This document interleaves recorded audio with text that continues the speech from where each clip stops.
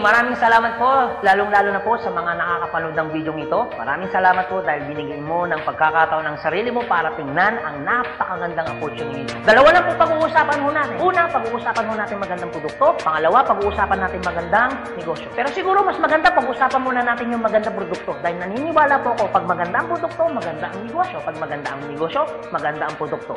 Ang maganda po dito sa product na pag-uusapan natin, ang involved health. Kung tatanungin ko po kayo, maganda bang negosyong health? Kung iisipin mo, magandang negosyong health. Pero at the back of your mind, hindi ka sigurado kung magandang health.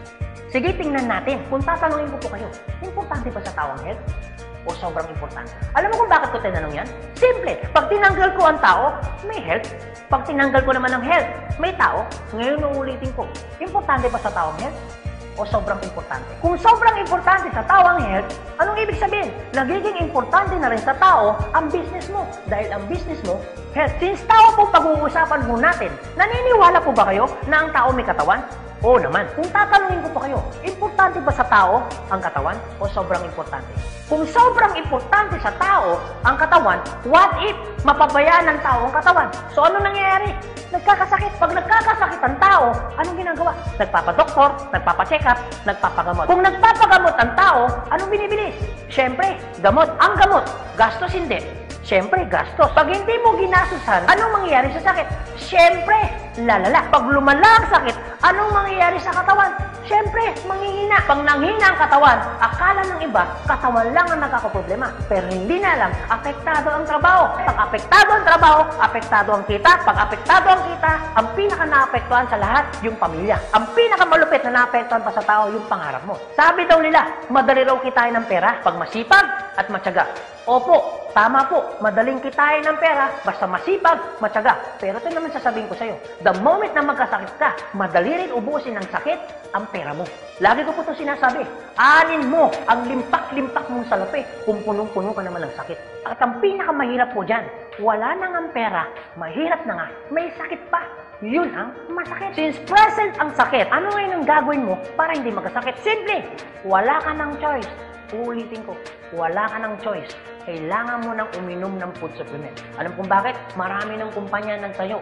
Marami ng pharmaceutical ng tayo. At hindi naman nila i-inventoyin ang mga produktong yan kung hindi kailangan. Bakit? Kasi kailangan mo na talaga. Ngayon, pwede mo sabihin sa akin, teka lang Anthony, food supplement? Gastos yan eh. Opo, gastos nga ang food supplement. Pero ito naman sasabihin ko sa'yo, di bali nang gumastos ako, at least healthy naman ako. Bakit? Pag nakakasakit ka ba, ano bang ininom mo? Di ba gamot? O tanong, gastos hindi. Di ba gastos? Kung ikaw tatanungin ko, anong gusto mo? Gumagastos ka na healthy ka? O gumagastos ka, may sakit ka? Parehas ng gastos. Ang malupit mo niyan, every time na gumagastos ka, may sakit ka pa. Komportable ang katawan? Siyempre hindi. Sabihin na natin gumagastos ka dito, at least healthy ka naman. Ang pinakamaganda sa lahat, bukod sa healthy ka na, business mo pa. Dahil business mo, kumikita ka pa. Ang pinakamaganda sa lahat, bukod sa healthy ka na, kumikita ka pa. Bukod sa kumikita ka na, healthy ka pa. Ano ngayon ang pakiramdam na bukod sa healthy at kumikita ka na, nakakatulong ka pa? Maganda o napakaganda? O sige, pag-usapan naman natin yung magandang negosyo. Maaaring nagustuhan mo yung product, maaaring bibili ka ng product. Pero ito yung totoo, gagawin mo kayo negosyo. Kasi bakit?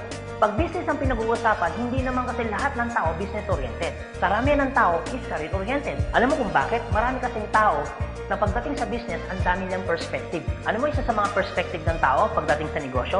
Una, wala akong pera. Pwede mo sabihin sa akin, teka lang Anthony, wala naman akong pera. Kanina, nung pinapanood mong video nito, wala kang problema. Pero ngayon, may problema ka na. Ano? Pera. Pangalawa, ang maaaring problema mo, wala akong time. Pwede mo sabihin sa akin, teka lang Anthony, okay ang negosyo kaso nga lang wala akong time. Walang kaso. Pero mayroong mas worse. Wala ka nang time. Wala ka pang pera. Pangatlo, maaaring itong problema mo. Teka lang Anthony, okay ang business. Kaso nga lang, hindi ko yan alam. Hindi ko yan hilig. Hindi ko yan linya.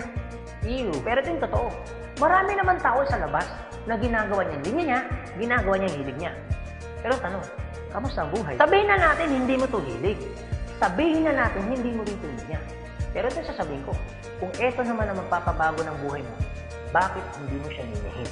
Pang-apat, maaaring ito isa sa mga problema mo. Teka lang Anthony, okay ang business. Kaso nga lang, risky yan. Naku, malulugi lang ako. Ang pinakamalupit, hindi mo pa tinatayo yung negosyo mo, feeling mo, lugi ka na. Ang matindi niyan, ano malulugi sa'yo? Di ba sabi mo, wala kang pera? Eto tanong, kung problema mo ang pera, problema mo ang oras, problema mo dahil wala kang alam, kasi iniisip mo baka malugi ka, ito sasabihin ko.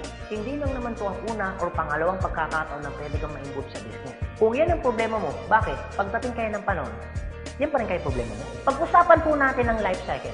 Naniniwala ka bang may life cycle? Oo naman, importante po ang life cycle. Kasi po, hindi po magiging balanse ang mundo pag walang life cycle. Isa sa mga dinadaanan ng tao ng life cycle, yung pag-aaral. Kung ikaw magkakanak o magkakaanak pa lang, pag-aralin hindi. Siyempre, pag-aaralin. Kawawa naman yung bata pag hindi natuto, hindi marunong magsulat, hindi marunong magbasa. Pagkatapos mag-aral, anong susunod? Siyempre, gagraduate. Pagkatapos graduate, anong susunod? Siyempre, magtatrabaho. Pero pansinin mo to. Meron po mga tao hindi nakapag-aral, hindi nakagraduate, pero nagtatrabaho. Bakit? Isa sa mga life cycle po na dinadaan ng tao, kailangan po magtrabaho. Etong tanong, gusto niyo po ba habang buhay nagtatrabaho? Siyempre, hindi. Gustuin niyo man po magtrabaho ng 60 to 65 years old, wala na ho kayong choice. Ang sasabihin ng boss mo, you're out. Bakit? Anong tawag ko doon? Retire. Pag kayo po ba nag-retire, may pera wala? Siyempre, meron. Anong tawag mo doon? Retirement fee. Dahil ikaw ay nag-retire, ang trabaho, tuloy tigil. Siyempre, tigil. Pag tigil ang trabaho, ang sweldo, tuloy tigil. Siyempre, tigil. Dahil tigil ang trabaho, tigil ang sweldo, ang gastos, tuloy tigil. Siyempre, tuloy. Dahil tuloy ang gastos, ang retirement fee na pinaghirapan mo, maubos hindi. Siyempre, pwedeng maubos. Para hindi maubos ang perang pinaghirapan mo, anong gagawin mo? Maaaring naiisip mo ngayon kung ikaw nakakapanood ng video nito. Maaaring siguradong naiisip mo ngayon, business. Ito tanong. Kung papasok ka ngayon sa business para hindi maubos ang pera mo, teka lang, akala ko ba, kanina, iniisip mo, teka lang Anthony, wala akong pera kasi mamumulan ako dyan. Pero sasabihin ko, kung iniisip mo, kanina, wala kang puhunan, mamumuhunan ka kasi, di ba ganun din dito? Mamumuhunan ka rin? Di ba sabi mo kanina, wala akong time? Kung iniisip mo na wala kang oras, bakit? Pagtungtong mo ng 60, 65, may oras ka ba ba? Sabi mo kanina, wala kang alam. Pero tanong, bakit pagtungtong mo ng 60, may alam ka? Buong buhay mo nagtrabaho, hindi nag-business. Dahil wala kang alam sa business, anong mangyayari sa pera mo? Siyempre, mauubos. Anong sense, nagtrabaho mo ng buong buhay mo, papasok ka sa business, dahil wala kang alam sa business, ang perang pinaghirapan mo, mauubos lang. Kaya marami pong mga tao nagre-retire, pumapasok sa business, still broke pa rin. Alam kung bakit? Kasi wala silang alam sa business. Kung ikaw ang nakakapanood ng video nito, huwag po kayo mag-alala. Kasi bakit? Later pa naman yan. Pero kung tatanungin kita, kung papasok ka lang naman pala sa business, anong gusto mo? Ngayon o later? Alam mo kung bakit ngayon? Simple. Pag ngayon mo ba inaral ang business, ngayon ka nag-decision mag-business, ngayon mo ginawa ang business, ngayon mo matututunan? Yes. Ngayon ka rin kikita? Yes. Pero pag later ka nag-decision mag-business, later mo ginawa ang mag-business, later kang pumasok mag-business, later mo inaral ang business, later mo matututunan? Yes. Later ka rin kikita? Yes. Kung papasok ka sa business, anong gusto mo? Ngayon o later? O sige Anthony, nagustuhan ko yung magandang negosyo, nagustuhan ko rin yung magandang produkto. Pero ito tanong, paano ko siya umpisan? Anong gagawin ko? Paano ako magiging membro ng AIM Global? Ganito po kasi yan. Una po, kailangan nyo pong bumili ng global package. Tanong, magkano naman ang global package? Ang global package po ay 7,980 pesos. Pero teka lang Anthony, mukhang yata ang laki. Opo, malaki po siya kung gastos. Malaki din po siya kung wala kang pera. Pero teka lang, kung negosyo ang pag-uusapan natin, 7,980, malaki o maliit? Alam niyo po, sobrang liit lang po niyan. Maaari pong malaki po ang 7,980 pesos kung hindi mo makikita yung value ng pera mo. So, kung gusto ko po mangyari, ipakita ko po sa inyo kung anong value ng 7,980 pesos mo. Una, magkakaroon ka ng product na worth 6,000 pesos. Pangalawa, magkakaroon po kayo ng insurance. Meron po kami tinatawag na personal accident insurance na 200,000, unprovoked murder and assault na 50,000 pesos, 10,000 pesos medical reimbursement. Hindi lang yan, meron pa kami tinatawag na burial assistance na 10,000 pesos. Pangatlo, magkakaroon ka pa ng discount from 25% up to 50%.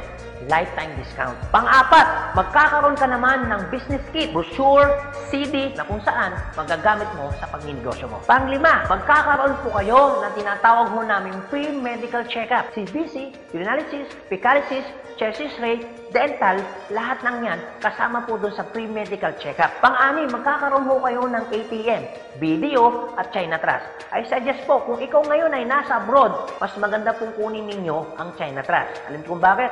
This is an international debit card na kung saan po mawi-withdraw ninyo ang pera ninyo na kahit saang bansa. Kung hindi naman ho kayo mag-abroad, pwede po kayong kumuha ng BDO. At hindi lang yan, pang-pito, magkakaroon po kayo ng tinatawag ho naming web page.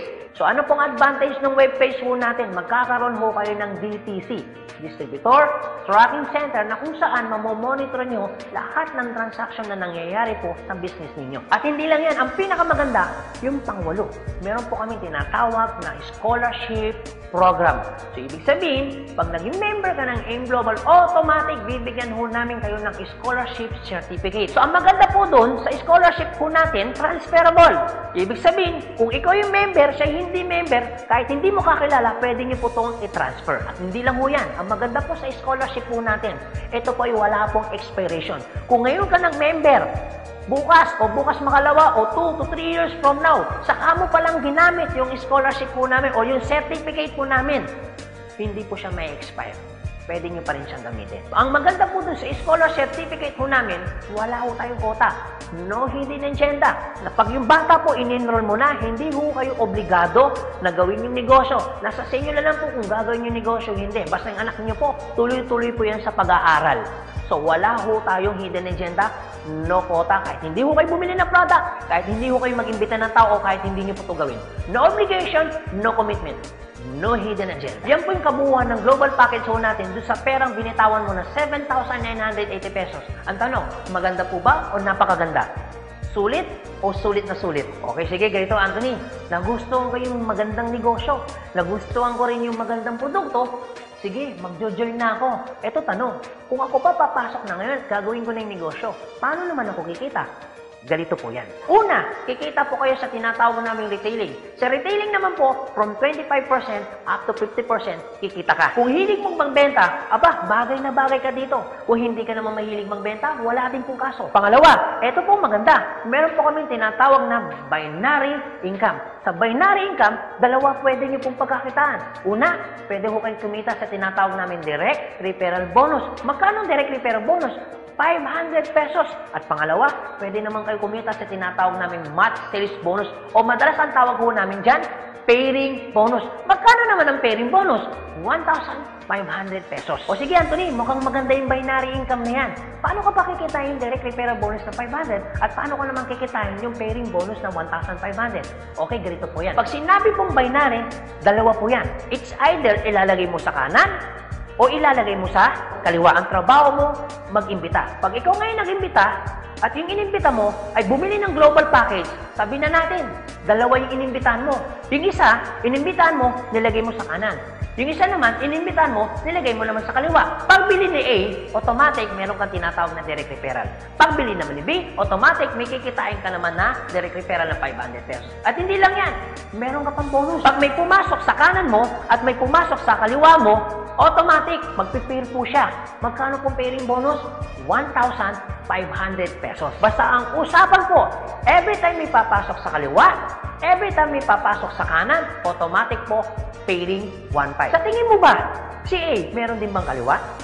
Meron din kanan? Si B, meron din bang kaliwa? Meron din bang kanan? Sa tingin mo ba, ikaw pa ba ang nag-imbita dun sa inimbita ni A and B? Siyempre, hindi na. Eto maganda. Sa labas, no work, no pay. Pero sa amin, yung taong dinala ni A at ni B, automatic, kikita ka pa rin ng pairing bonus. Magkano pairing bonus? 1,500 pesos. Ibig sabihin, dalawa yung pumasok. Magkano po yun? So, ibig sabihin, kikita ka ng 3,000 pesos. No work, pero with pay. Sa tingin niyo po, pagdating po ng panahon, yung grupo po ni A, dadami? Yung grupo naman ni B, nadami? Oo naman. So tanong, may iwasan bang lumaki? Siyempre, hindi. Eh what if, Anthony, may pumasok isa? may pumasok isa, araw-araw. Anong ibig sabihin po niyan? Eh di ibig sabihin, araw-araw po, kikita ka ng 1.5. Eh paano kung ganito, Anthony? Dahil lumalaki po ang grupo, eh paano kung may pumasok 10 dito? Eh paano kung may pumasok dito 10 dito? Anong ibig sabihin yan? Eh di 10 po ng 1.5. So magkano yung 10 ng 1.5? Eh di 15,000. Eh paano kung araw-araw yan? Eh di ang ibig sabihin po yan, araw-araw po yan, 15,000, 15,000. Tuloy-tuloy po yan. Ang pinakamaganda niyan, yung 15,000 po ba? Malaki maliit? Siyempre malaki. Pero hindi lang mo yan. You have opportunity para kumita ng 24,000 pesos per day. Alam ko medyo nag-iisip ka. Maaaring iniisip mo na hindi ka kikita. Pero maaaring iniisip mo rin na kikita ka. Pero kung mag-isip ka ng hindi ka kikita, kung mag-iisip ka ng kikita ka, para sa ginawa mo, nag-isip ka pa rin. Pero kung mag-iisip ka lang naman, mas maganda lang pong nag-iisip ka, nakikita ka, kaysa naman nag-iisip na hindi ka kikita. Ito po masasabi ko sa inyo. Kung gusto mo ng pagbabago sa buhay, dapat may baguhin ka. Pero pag wala kang binago, walang mababago. Ang tanong, gusto mo ba ng pagbabago sa buhay? Siyempre, oo. Ang tanong, kailan mo uumpisa ng pagbabago? So guys, maraming salamat po sa inyong lahat. God bless, and to God be the glory. See you at the top. Thank you.